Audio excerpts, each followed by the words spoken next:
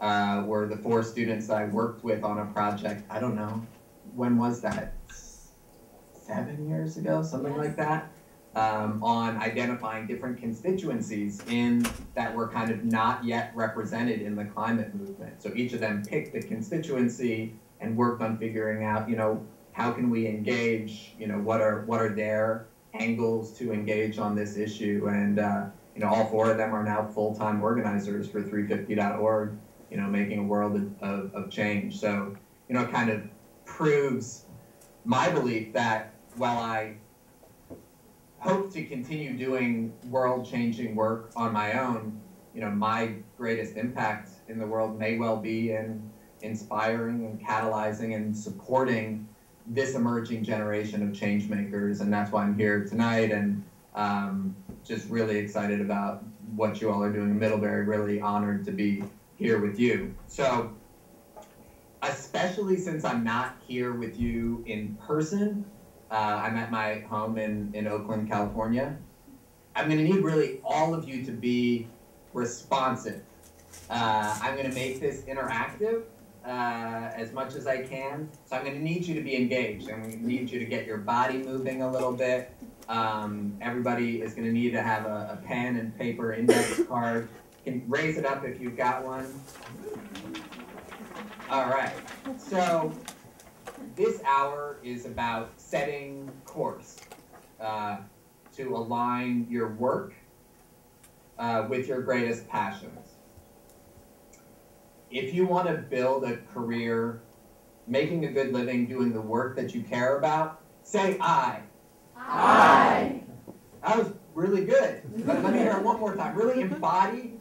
Think about what it feels like or will feel like to be completely living on purpose, to be completely living and working your dreams. Let me hear it one more time. I. Feel it. I. Nice.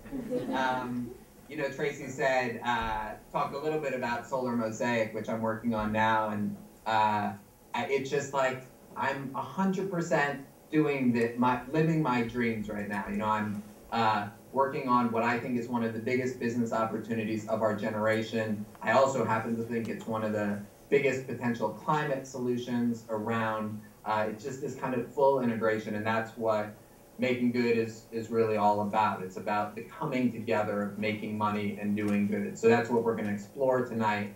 But I'm going to encourage you all to kind of take your own journeys through that. Each of us is going to have a different path for how we do that. Each of us has our own purpose, our own unique gifts that we can bring to changing the world. So I'm going to actually try to draw that out of you all and want you all to kind of engage. So. Also, probably all of us grew up and learned in a kind of 20th century school. Certainly, most of the K through 12 schools still are kind of designed to prepare people for 20th century jobs in mass manufacturing. When the school bell rang, you were to report to your station and probably shut your mouth. You weren't allowed to talk to your neighbors who were sitting next to you. You were only supposed to act when you were called on. How many people kind of went to a school that was like a little bit like that? But in the 21st century, if you're in business or you're running a nonprofit and you're not talking with your neighbors, you're not going to be in business very long. If you're waiting for someone to call on you to act, someone else is going to be taking those opportunities instead of you. So research shows that if you just sit back in this seminar and listen passively, even if you're having a good time, even if I'm kind of an amusing speaker and you're just like, oh, this is kind of nice, you're just sitting back, in a month, you'll remember less than 10% of what we do here today. If you take notes during the session, I see some of you taking some notes, it kind of drives the grooves in your learning a little bit deeper, and you might remember, 20 or 30% of what happens here today. But if you actively engage, if you really bring your body into it, you can retain upwards of 85%.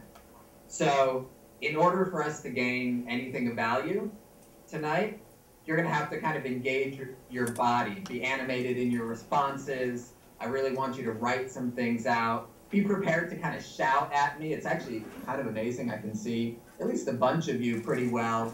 I'm going to ask you to talk with folks near you. So just setting the context for what we're going to do here. I've been working for 10 years kind of in the workforce. And I've had the really great blessing of always doing work that I was excited about, that I felt was important. And 4 to 5 years ago, people started asking me how to do it. What's the secret? All of the young people I'd worked with through the Energy Action Coalition kind of started growing up like I had, graduated from college, and were struggling to find jobs doing the work that they cared about. I didn't feel like I had good answers for them when they started asking me how to do it. I connected with another young social entrepreneur named Dev Ojla, who was asking the same questions I was, and had just written a short ebook called Occupation Changed the World that I felt like was part of the answer. We linked up over a period of a couple of years. We interviewed hundreds of people, mainly young people, to really ID and understand what the biggest barriers they faced in pursuing a career of meaning, as well as what the keys to success were. What were the patterns of the people who had built a career like that? We read dozens of career building books, some really boring and cliched and corny, some really good ones. We did a lot of kind of macro trend analysis, looking at labor market statistics, where different industries were going, talked to a lot of experts, and the result was this book, Making Good, that you all have on your desks right now. The basic thesis of the book is that every sector of our economy will be reimagined, redesigned, and rebuilt for the 21st century to provide the basic goods and services that we all enjoy in ways that are smarter, more sustainable, more internet-enabled. In the book, in part 1 of the book, we look at 8 major sectors of the economy: information technology, energy, food, healthcare, education, the arts, manufacturing, and waste management. Raise your hand if you're interested in at least one of those industries. You can imagine working in one of those industries. Great. Those happen to represent most of the jobs on the planet, so you all are at least directionally on track, those who raised your hand. And we were looking at those industries, and we were checking how resource constraints, how new technologies, how the internet, and just human innovation are transforming these industries. We sort of see the transition that we're going through right now as a great rebuilding. And it's a multi-generational project that will employ hundreds of millions of people all around the world. And if successful, will create a more prosperous and sustainable civilization. I came to see the challenge of solving the climate crisis as actually fundamentally rebuilding our planet. And those sectors I described are a lot of the places that need that rebuilding. And so almost all of us will be part of this great rebuilding in some way, either passively watching the world change around us and feeling threatened by that change and probably becoming a little brittle and obsolete, or active participants in this transformation, seeing the changes on the horizon and adapting to them, helping to actually shape them. So part 2 of the book is a 6-step process designed to help you build a long-term career of meaning. And it's I'm just going to run through the 6 steps, and then we're going to dive into some interactive exercises based on this methodology that we designed in the book. So Step one is reflect, and it's about identifying your kind of purpose. If you don't know where you're going, chances are you're not going to get there, right? People maybe heard that before, but it's actually really true. Where you're going will evolve, but if you don't have purpose, it's really hard to live in the world. It's really hard to know what you're doing and where you're going and why you're doing it. So in Reflect, we encourage people to ask a lot of the hard questions that surprisingly they don't ask themselves enough. They don't talk with their friends about. So we sort of pose some of the big questions and give you a process to think through them. Step two is adapt, and that's about building a core set of skills to achieve your purpose. The days of entering the workforce and staying in a single job for your entire career are probably mostly numbered. My guess is that all of you will have multiple different jobs in the 10 years coming out of Middlebury.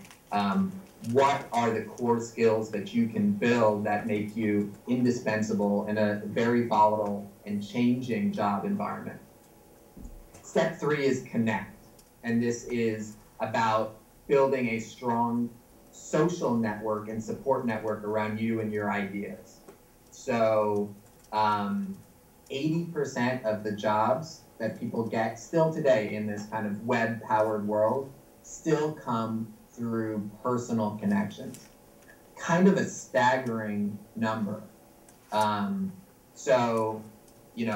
do you take your online social networks and really deepen those relationships offline? How do you build, identify mentors? How do you create a peer coaching relationship with someone?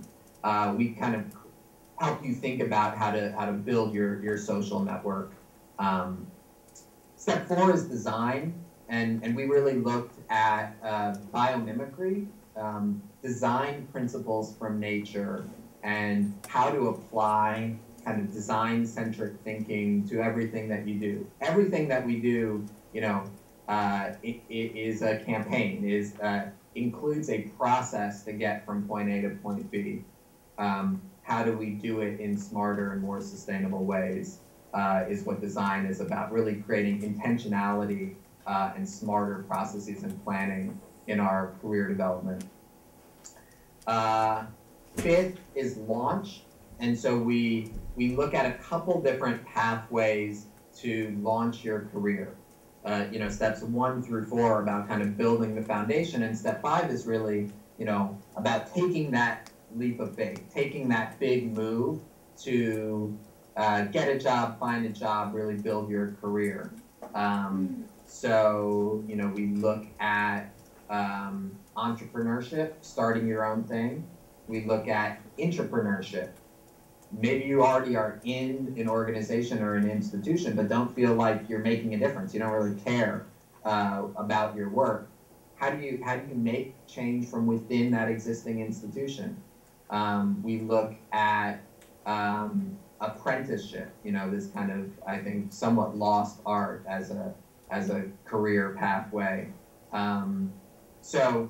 Thinking about what's the right next step for you in launching your career and helping you think about planning that. And then the last step is organize. And that's about, working together to create change. It needs to be easier for all of us to build these kinds of careers of meaning. We need to make structural change. We need to pass policies to make a more just and sustainable society for all of us. So we're going to do a little bit of steps 1, 2, and 3 here in our little time that we have. We're off to the races. So, can folks stand up for a second and just kind of shake it out? Sorry for the monologue, but just wanted to ground you in the context of this. Give somebody a high five next to you. This is. Yes.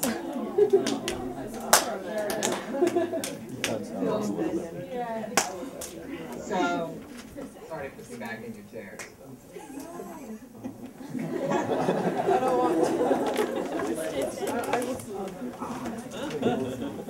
don't want I'll have you back up in a minute. So the first step of the process is to define your mission. It's a big one. I'm only going to give you a couple minutes. This is going to evolve. You know, this is an exercise that you should be doing on a more regular basis. But I want to ask you to try, as concisely as possible, write out, you know, one sentence. Maybe it's like 8 words. Your personal mission. So I'm going to give you a second. Just kind of settle in your chair, really reflect. And I'm going to give you a couple minutes to, you know, what is your purpose?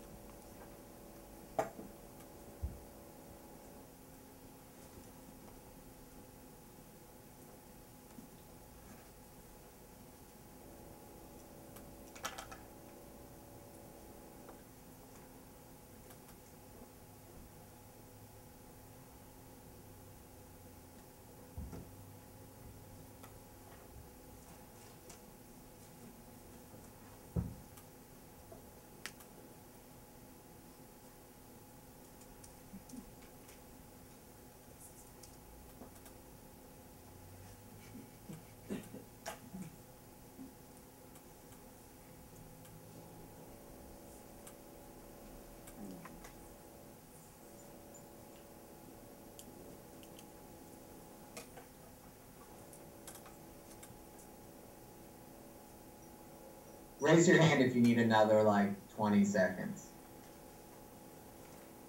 Great. Y'all are fast. Maybe y'all are already clear. So, now I'm going to ask you to stand up again. Put it in your mouth a little bit, like imagine saying it, and then ask me to say it. So this is one of those things. I want you to kind of point towards me. Oh, you are pointing towards me.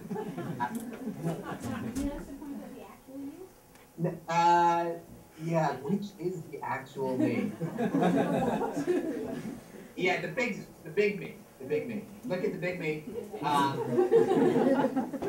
And this is the kind of thing that will be weird if only a couple people do it. But if everybody does it, it kind of will be awesome and not weird. So I'm going to have everybody to commit to doing it.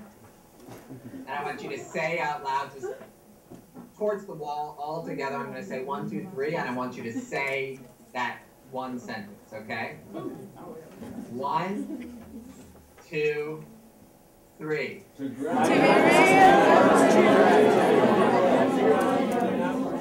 All human beings. Right. Let me hear it one more time, a little bit louder. 1, 2, 3.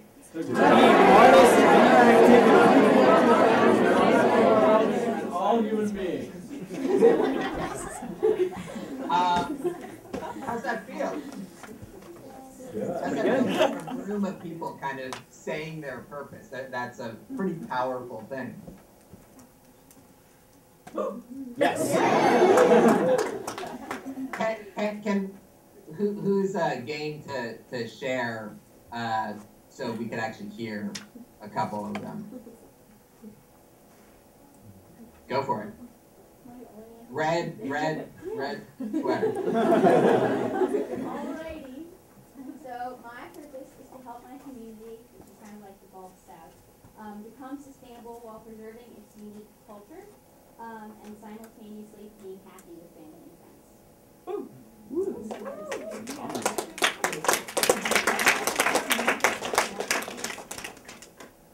One more. I can't see everyone, so. Oh, there we go. Can you see better? Yeah, but you folks should just jump in. Empower others by sharing knowledge. Nice.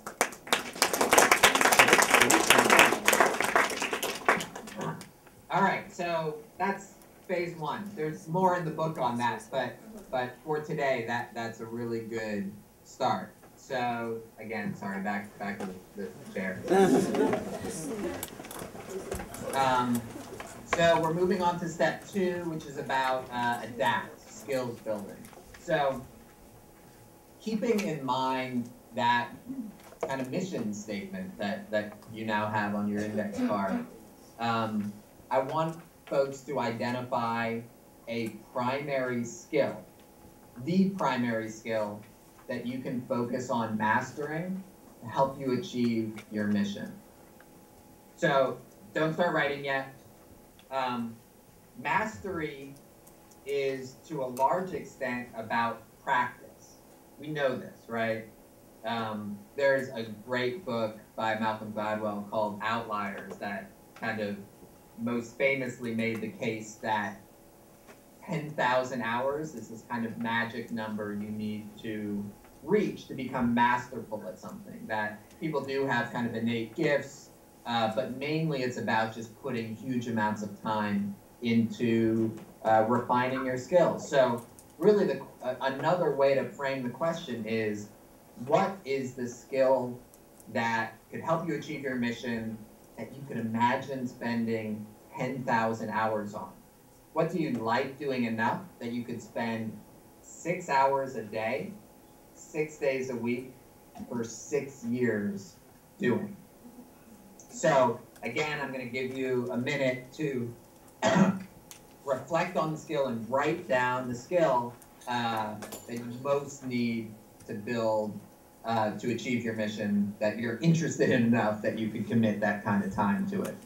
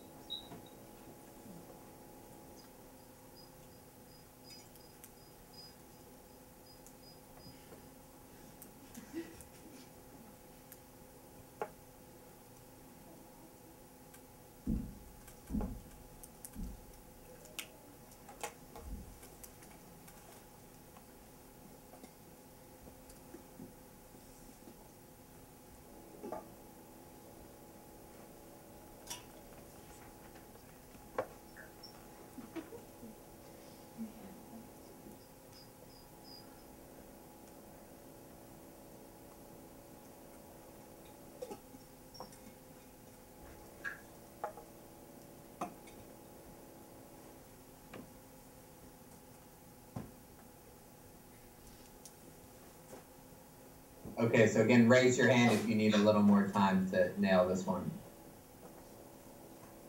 All right.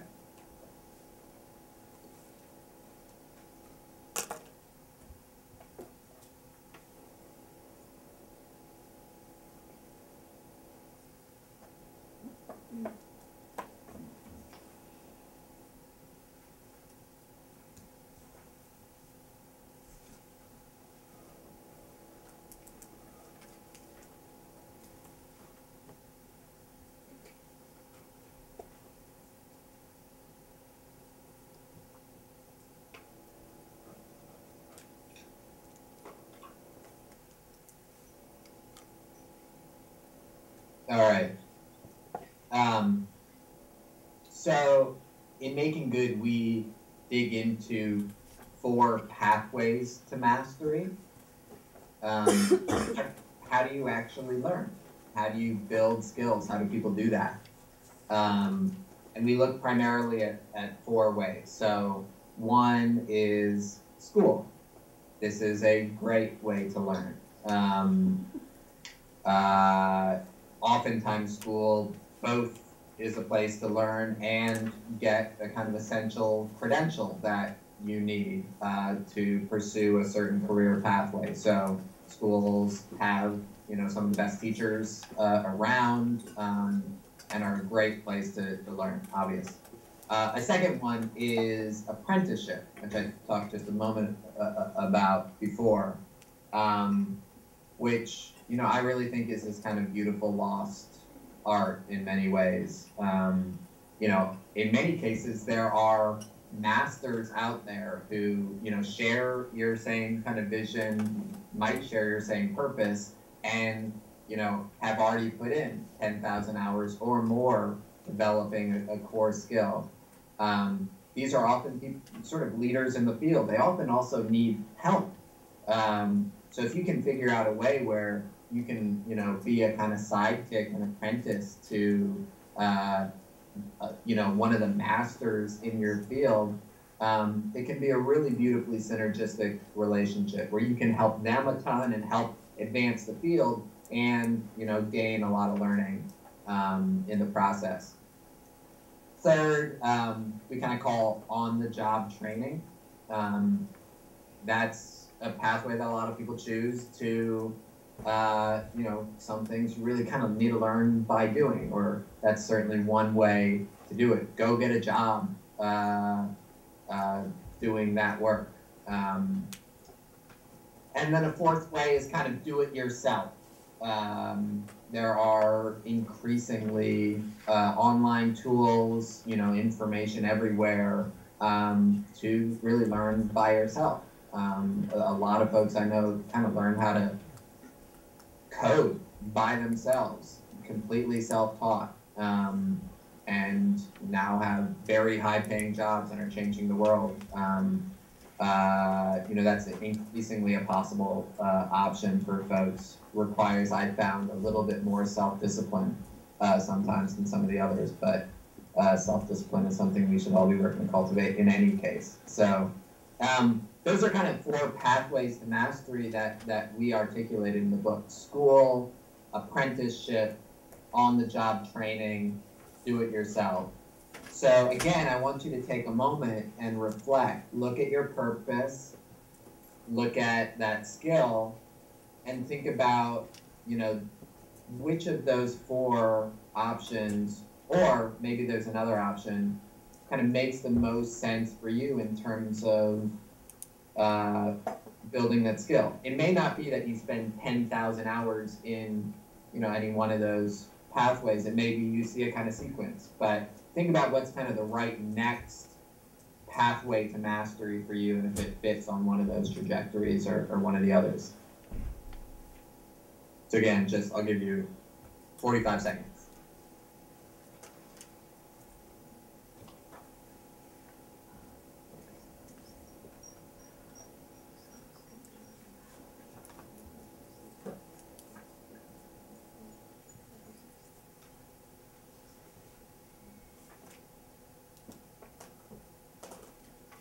Anyone need more cards?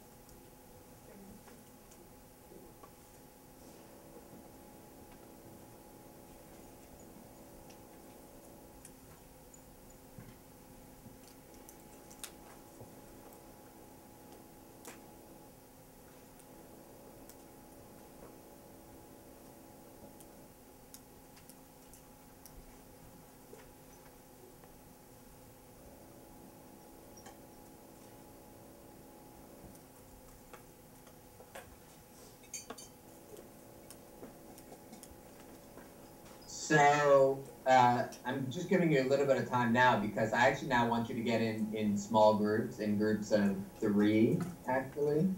So again, I'm going to ask you to stand up.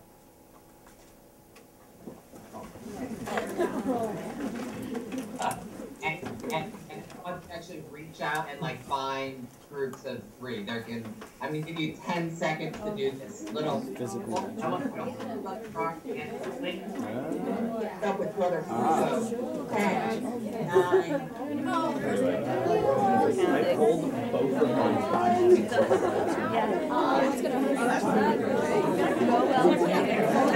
Got a nice like Everybody.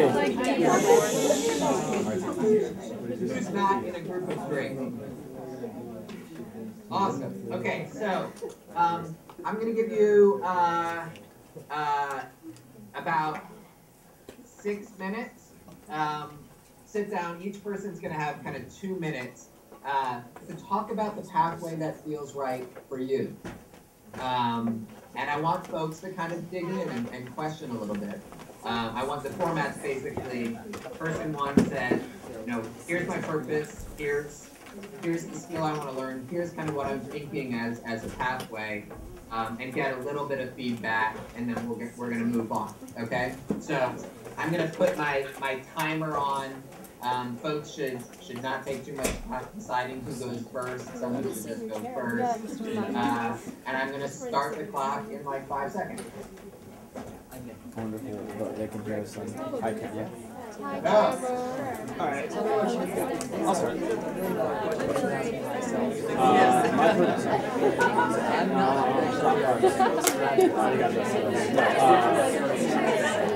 So, I found a purpose for this. I want to be an artist of creativity. But good ones, not artsy ones, for the media.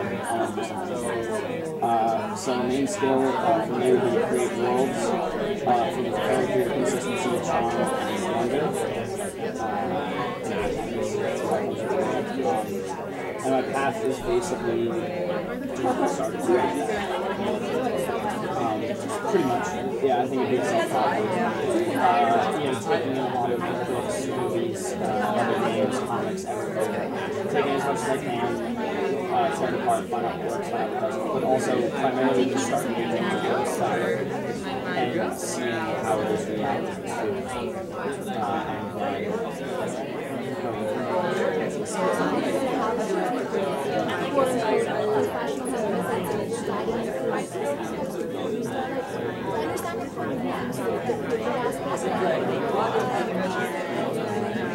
yeah, basically,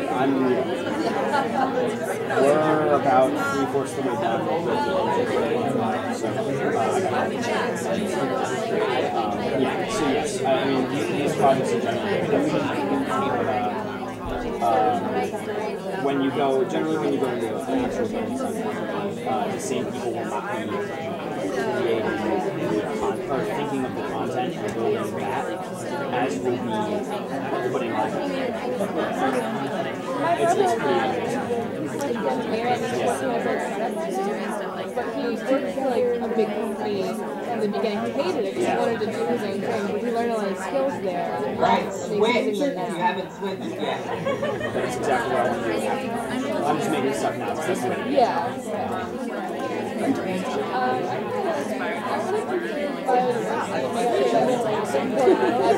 More sustainable world, not sacrificing that for economic gains. Skills and in field work, I don't think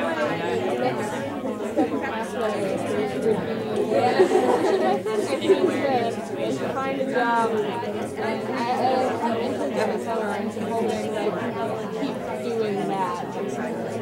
At like as research technique. Yeah. Right.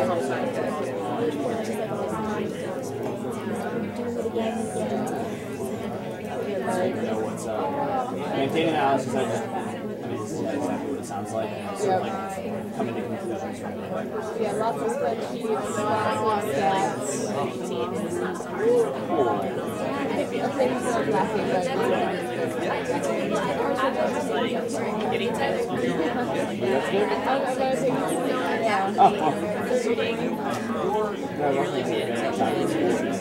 I know. I saw something on my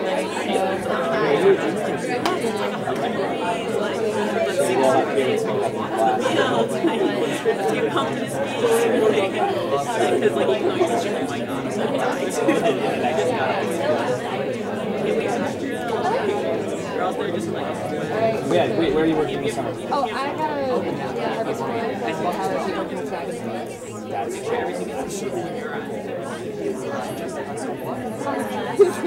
I like that. Well, the harvest is more about getting experience, less about conservation.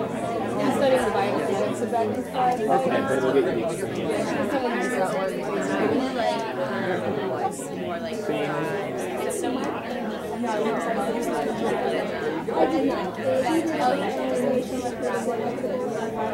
I'm better.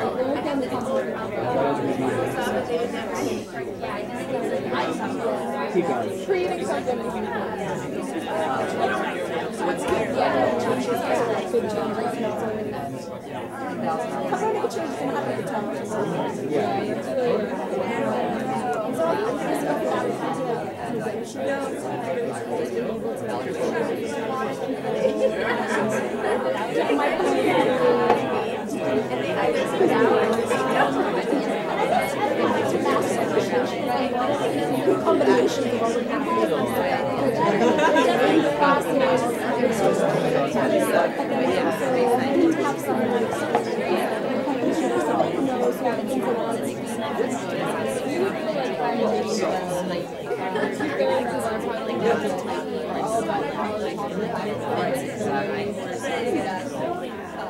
Yeah, so it's all these negotiations. There's still like a bio portion too. Check out Recognize. They new stuff. Right now,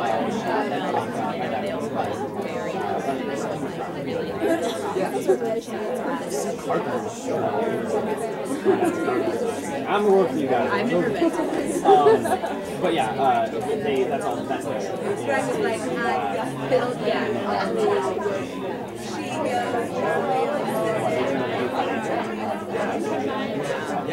All right. Also the square.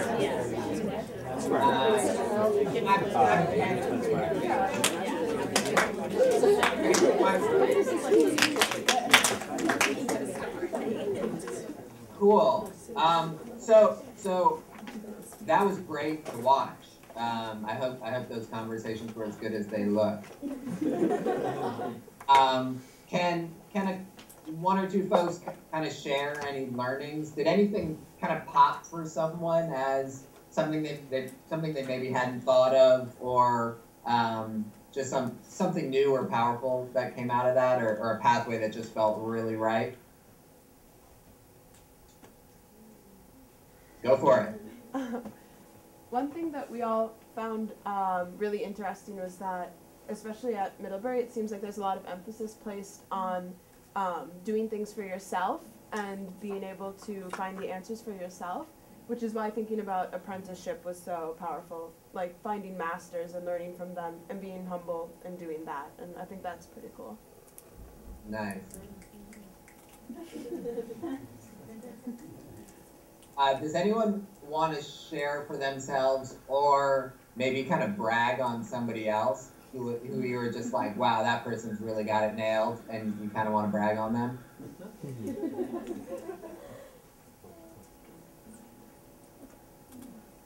Somebody wants to. I can see some people looking at each other.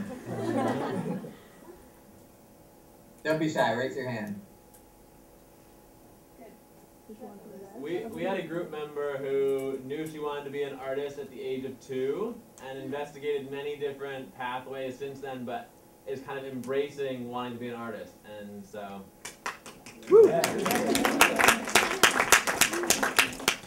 Nice. Cool. I actually want to take a quick poll. Raise your hand if you chose school as your pathway to mastery. Raise them high. Awesome. Raise your hand if you chose apprenticeship. Wow. Raise your hand if you chose on-the-job training. Interesting. And raise... Oh. I coughed Raise your until hand it's done that. because I just kind of skipped out. Raise your hand. Do it yourself. Were people choosing multiple pathways? Yep. All right. Cool. It's difficult to separate them most of the time, actually. On-the-job training and do-it-yourself can be together. Definitely. And apprenticeship. Yeah. And in schools. Yeah. I mean, totally. Cool. All right. Well, so we're gonna do just a little bit of step 3 in the process right now, which is that build a list of some of the key people that you'll need to work with to achieve your mission. These are your prospective future co-founders or employers or star employees or funders or mentors or advisors or the like. You know, we basically never do anything ourselves. That's my belief. We always have help. There's this kind of myth of the like individual who changes the world by themselves, and it just really doesn't work that way. We are much more powerful working together. We know that deeply. We're happier working together too. And yet, too often, kind of fears of rejection, social anxieties, our own kind of limited beliefs about what we can accomplish, who we can talk to, what we can do if we're ready, prevent us from reaching out to the people we most need to be working with to advance our mission in the world. So we have a concept in the book called set point, that you are the average of the 15 people you spend the most time with. And, you know, it can be a painful list to write sometimes when you think about, you know, is this really who I want to be? You know, this was one of the kind of trickiest parts of the book to write because it's so sensitive and that stuff is hard to change. But we kind of coach readers into understanding, you know, who that group is. You know, how to improve the relationships that are important to you, but are kind of dragging down your set point, and how to identify the people that you want to be spending more time with to kind of raise your set point, to who are the people who really push you, who are the people who, you know, are those kind of critical people that you can build your career with and change the world with. So this short exercise is a little simpler to do than that, a little shorter to do. But I want you to now just take 2 minutes and list 5 people that you'd most like to work with, that you think, you know, could most help you achieve your mission statement that you have there. And again, I want you to think big. I want you to not be limited in your thinking about what's possible, who could be on that list. So I'll give you 2 minutes to do that.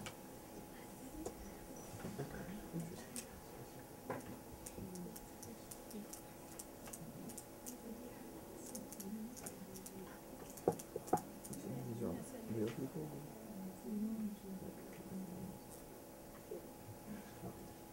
Not just like a person who does.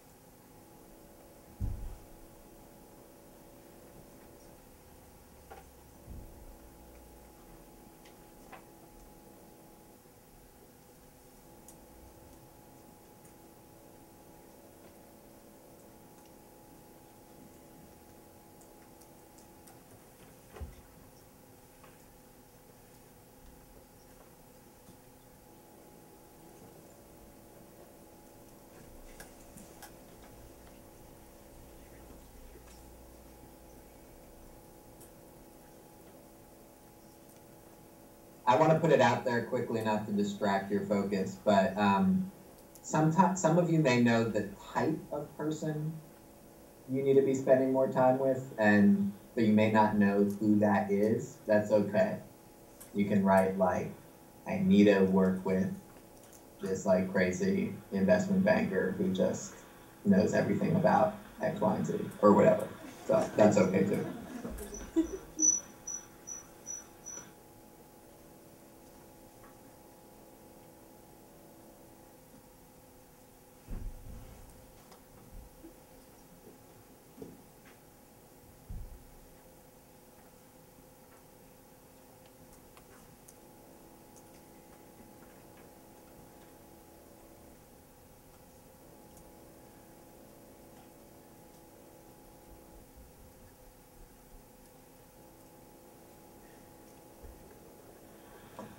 All right, so I want you to take whatever list you have there and start writing next to each person.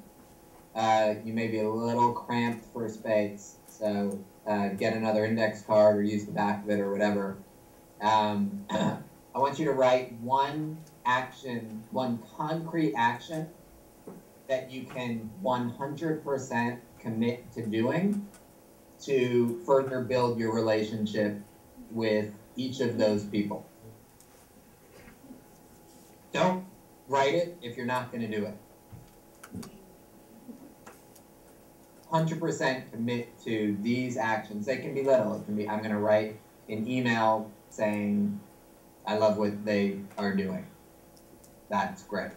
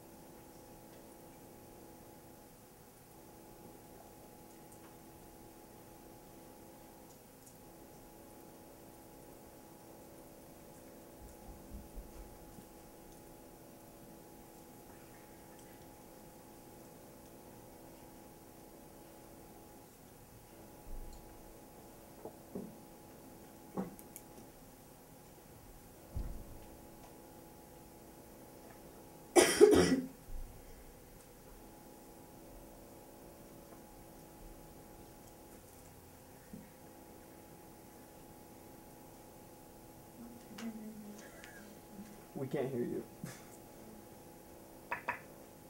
No, I think he hit mute. Raise your hand if you're not quite, if you don't have at least three actions you can 100% commit to. There are a couple of people who don't have that yet. Okay, I'll give you another like 15 seconds.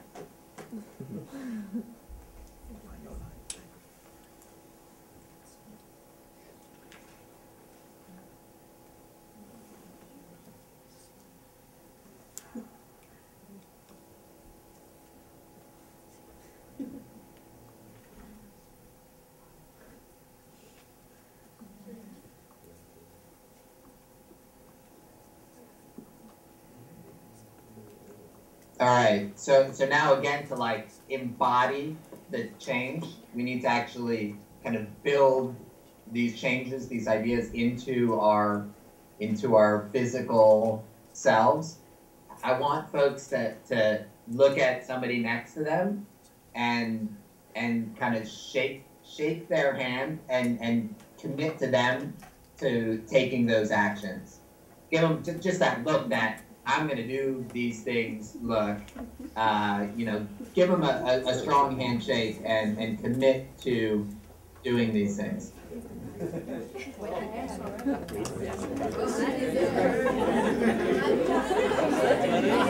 One of them is to take What is it? apply for a job. But that's it. I was listening to BioWare.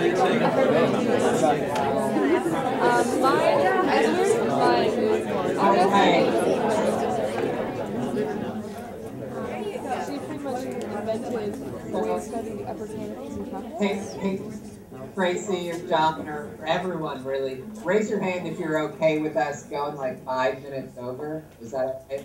It's fine. Oh, yeah. Awesome. So you all have been awesome. You like have, you know, gone there. You know, I pushed you all to, you know, push your boundaries, to shout your mission, shake hands, you know, share some personal things. So I want to now kind of open up for a few minutes for you all to now push me, ask me tough questions, make me uncomfortable, ask me anything you are curious about, or how else I can be helpful in a few minutes here. Shout it out. Tracy, Tracy or Heather, you want to manage that? Yeah, could you hear when people were shouting in the room? Yeah. Okay, all right. So why don't we keep that order, if that works for everybody, but you have to be really loud if you're in the back of the room. Yeah, I can hear y'all pretty well. Okay. All right, I see one way back there. Do you have a next thing in mind, or are you kind of good where you are now? I was hoping somebody would ask something like that, and forgive the quick pitch. I actually think Solar Mosaic, the company that I'm working with now, is one of the more transformational ideas kind of out there, if I can say that.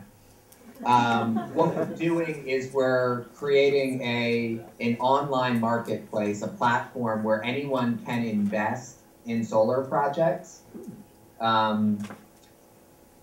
The International Energy Agency is now saying solar could represent over half of the world's power by 2050. So if you think about this just massive infrastructure shift from fossil fuels to renewable energy that's going to happen in our lifetimes, it is quite possibly the largest wealth creation opportunity of our generation.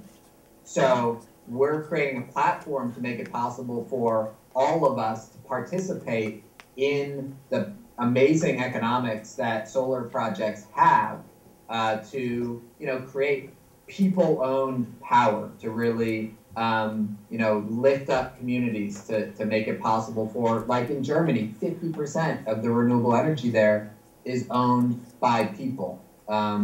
We think this is how energy should be. It's the fundamental basis of our civilization. So we've created a platform. Right now, we are actually, I think, $1,200 away from fully funding our first 5 community solar projects. We've done these on a kind of zero interest model, which is like Kiva. You put your money in and can get your money back over time, but you can only get as much back as you put in. So we did that because investments are heavily regulated in this country, mostly for the good. But right now, I would love it if a couple of you checked out solarmosaic.com after this. You can invest in a solar project for as little as $25. You know, this is a kind of amazing thing. A lot of us don't think of ourselves as investors yet, but really connect with the power of your capital. See what it does. You know, try out the platform. And in a couple months, we're going to be offering the ability for people to invest in solar projects and actually earn a rate of return. Our first projects we think are going to earn, you know, 6 to 7% IRR, which is pretty dang good if we can pull that off. So would love for some of you who are kind of interested in this stuff to check out solarmosaic.com, be part of this, you know, people-powered clean energy movement, and let us know what you think. You know, if you want us to do something, I want to know that. We're like at this stage where we're really still, I mean, we're always going to want to be really listening to our customers and understanding, but you all, I think, are, you know, have the Middlebury magic. So I want a little more Middlebury magic in what we're doing. This is the first time in my career I could imagine staying in my job for the rest of my life.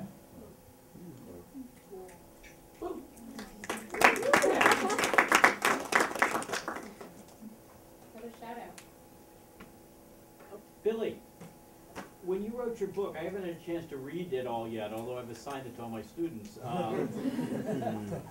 Were you aware of the research on change? I worked for about 5 years with experts on the field of change itself, and they always lamented that people that wanted to do good things neglected the research.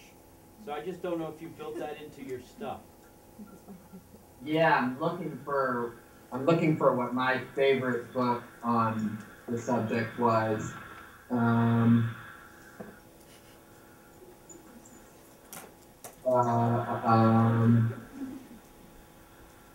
Shoot, I'm not seeing it.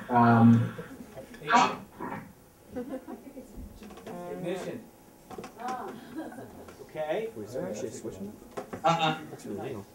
You know, this is one of a couple. I'd love to hear other ones. We learned a lot from this book. It's called Switch: How to Change Things When Change is Hard by Chip Heath and Dan Heath. So we got a lot out of that book and really tried to design. It's hard in a book to help people make transformational life changes. We aspired to do that in the book, but we've actually been developing a bunch of kind of extracurricular and sort of additional programming around the book to kind of help people continue to do this and do it in groups. We kind of think the Alcoholics Anonymous kind of group model for building transformational careers, somebody should do that. We kind of wanted to do that. We may do something along those lines. Would love any other ideas you have for how to kind of encourage behavior change, because it is hard. Thanks. Billy, Yeah. I got assigned that book for my J-term class. Switch. Yeah, it was with the CEO of ACE, Alliance for Climate Education, Pete Walker. Nice. I'm not sure if you know him, but he's also an amazing guy. Yeah. And ACE is an amazing organization, so that's cool. We've heard a lot about empowerment, but how have you dealt with failure in the past 10 years? Do you want to repeat that? How have I dealt with failure? Yeah. That's a great question. You know, we actually found kind of lack in all of the interviews we did. We found that more than anything else, it was kind of people's lack of self-confidence, limited beliefs about themselves, kind of interpersonal barriers that kind of loomed largest in terms of people not pursuing these types of careers. I had the kind of amazing good fortune of having, you know, my first big thing that I tried be spectacularly successful. It might not have gone down like that. Like, I dropped out of college and like was stumbling for a little bit, but like kind of was in the right time, in the right place, and, you know, put together some groups into a Northeast Student Climate Coalition, like just at the time as kind of the student movement was beginning to really pop on this, and was able to kind of cobble this thing together into the largest youth organization in the world working on climate and clean energy issues, and it really could have not gone down that way, but it did. And so I had this kind of behavior reinforcement thing where it was like, okay, go follow your dreams, and they might come true. And I've just been able to kind of build on that. I have had some failures. A couple of, I actually tried to do something like Energy Action Coalition, kind of for the broader progressive movement. It didn't work out for lots of reasons. That's a whole other conversation. For me,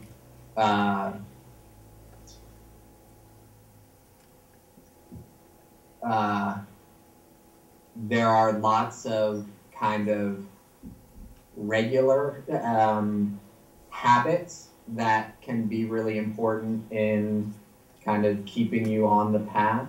I think actually exercise is really important for kind of modulating the ups and downs. I think spiritual practice, yoga, having a strong social network, a strong kind of peer group that's supporting you along the path are critical.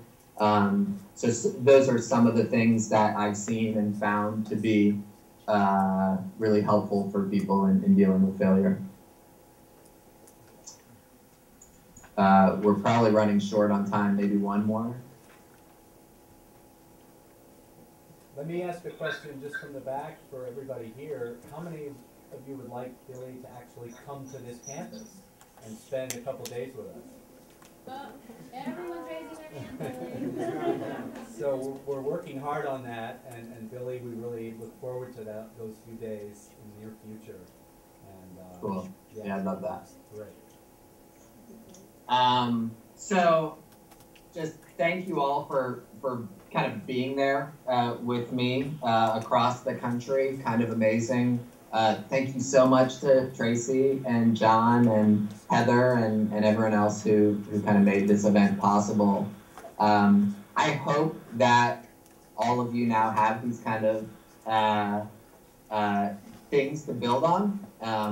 Maybe a more clearly defined kind of mission statement. You've shouted something out to a bunch of other people, kind of put it out there in the world. I think that's power. I think there's magic there. Hopefully a little more clarity around the skills you need to build and a pathway to build them. And hopefully a list of some of the people that are critical for you on your pathway, and some of the concrete next steps you can take to build deeper relationships with those people. And I really think those three things are a truly critical part of this foundation. These are exercises you can do again and again. If you found this to be useful, I challenge you to lead a couple of your roommates, dorm mates, close friends in these kind of exercises. They're largely in the book. They're not that hard. So I really think, as I said, that kind of working in groups on this stuff is the way to go. It's bizarre how little this happens. That, building a career is, up there with choosing your life partner and I don't know what else is, one of the more important things you can do. And we just, don't have those conversations enough. Form a little support group with 3 or 4 friends and meet on a monthly basis and say how are you doing on your goals? How are you, have you made progress on those things? What do you need? Share job postings, things like that. Finding a job, building a career is actually a job in and of itself, and working with friends is the best way to do it. So I hope you all enjoyed the book. It's been a real pleasure spending this time with you all, and hope to see some of you all at Middlebury, if I can make it out there before too long, and hope you'll forgive me if I recycle some of this content then for more folks when I can.